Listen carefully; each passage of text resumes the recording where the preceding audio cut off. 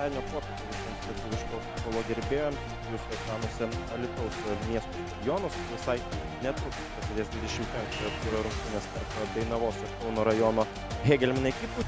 Greitai čia bando užklupti varžovus Dainava. Štai tokia situacija ir bus pelnytas įvartis savo karjerą. O tuo tarpu Dainavos ataka, Koškošas, jo smūgis kairę koją. Gaftalovskio smūgis, žema trajektorija skriejo kamuolys ir jis atitrenkė į gyvatvorę. Dar vienas smūgis. Rumūnas labai mėgsta smūgiuoti iš tokių situacijų. Visgi šį kartą atliekamas perdavimas. Dar vienas perdavimas, kurį atlieko. Bandymas smūgiuoti Kingė. Ir galbūt čia kombinuoja. Tuo tarpu Dainavos ekipa. Perdavimas, priimtas kamuolys varžovų baudos aikštelėje. Bandymas perskaitė šį sumanymą Lukbogis ir Dainavos išpuolis.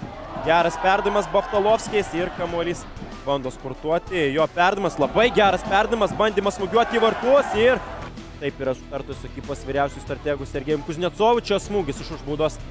Bošnekas. Popesku. Žuzio perdavimas Šedrišis, mėgsta ir gali smūgiuoti. Puikus perdavimas ir puikus ukrainiečių įvartis.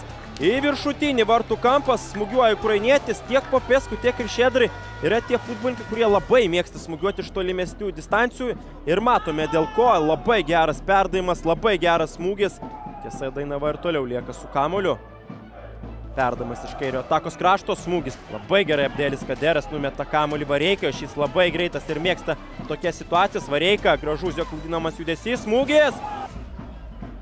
Vėl metasi kamuolį link vidurio Vareika. Geras jo perdavimas Popesku. Ir ne pats patogiausias. Ir tai yra viskas. Orestas Abramavičius fiksuoja šių rungtynių pabaigą. O tai reiškia, jog Kauno rajono Hegelmann ekipa minimalių rezultatų 0-1 išvyko įveikė Dainavos ekipą. Įsirašo į savo sąskaitoje dar 3 taškus ir po 24 rungtynių turi net 48 taškus.